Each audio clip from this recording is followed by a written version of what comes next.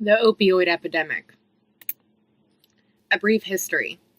In the 1990s, pharmaceutical companies began promoting prescription opioids, pain relievers such as Vicodin, Percocet, Oxycontin, as wonder drugs with little to no side effects.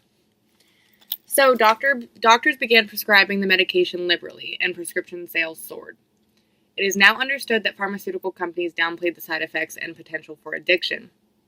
In fact, Purdue Pharma, the makers of Oxycontin, received a fine of $32 million for its deceptive marketing practices, and 3 of its top executives were criminally charged.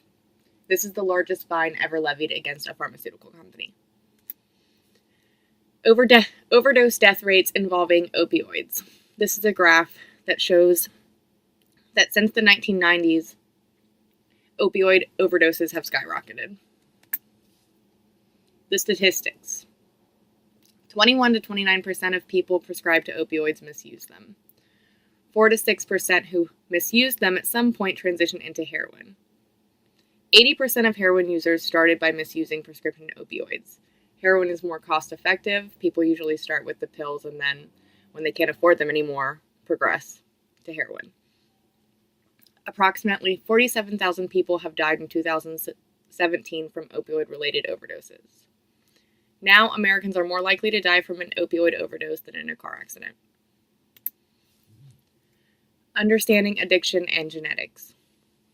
10 years ago, our society struggled with the validity of mental disorders like depression. Today, our society struggles with the validity of drug addiction.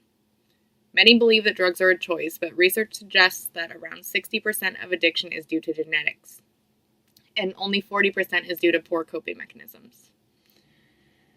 Stated by Michael Craig Miller, editor-in-chief of Harvard Mental Health Letter, addiction is a medical illness and develops in the same way as many other illnesses. A person with some underlying genetic vulnerability is exposed to an environment that brings on the illness. In the case of drug and alcohol addiction, common environmental factors are stress and, of course, the availability of the addictive substance. So the graph is going up because the substance became widely available. So this is a list of various genes that are associated with addiction in general. I'll just read a couple.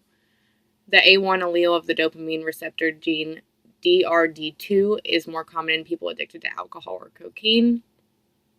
Mice lacking serotonin receptor gene HTR1B are more attracted to cocaine and alcohol.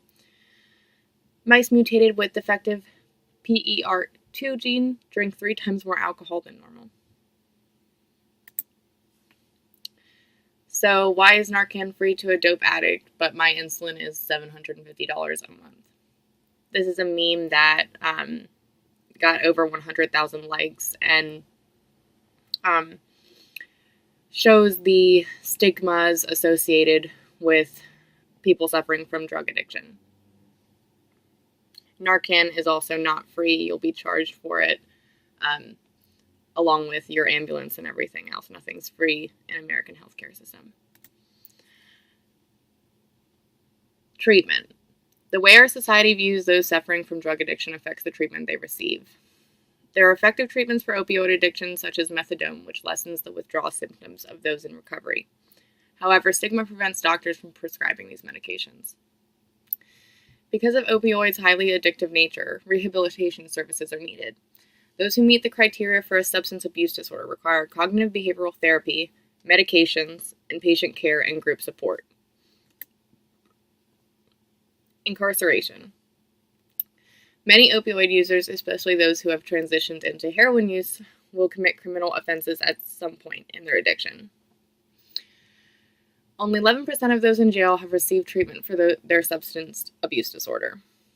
Because of this, their risk of death in the first 2 weeks after they have been released is 12 times higher than those without the disorder. How can you help? Evaluate your own stigmas. So when you look at this picture, what do you see? A person who is suffering or a drug addict, a criminal? In conclusion, if a cancer-causing agent was released into the United States and rates of cancer increased by over 50%, there would be public outrage. There needs to be a cultural shift expanding from U.S. citizens to doctors, nurses, administration, judges, and lawmakers. If it becomes public knowledge that addiction is a disease with genetic components that require vigorous treatment, people can start recovering instead of continuing the cycle of incarceration, overdose, and then death.